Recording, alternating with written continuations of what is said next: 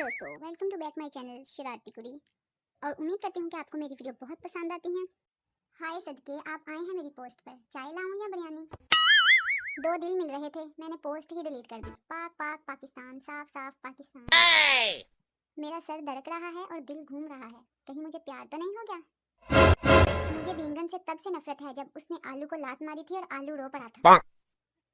झूठ बोलने से रंग काला होता तो मेरी सब दोस्तें अफ्रीकन होती। तुम बस थोड़ा इग्नोर करके देखो, मैंने पहचानने से इनकार ना कर दिया तो कहना। रोना चाहूं आंसू ना आए, ऊपर से मेरा हादसा भी निकल जाए, ऐसी है तन्हाई।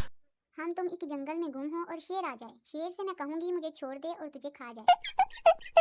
वजन की टेंशन ना लें, दफनाना तो रिश्तेदारों ने है, इसलिए जी बढ़ के।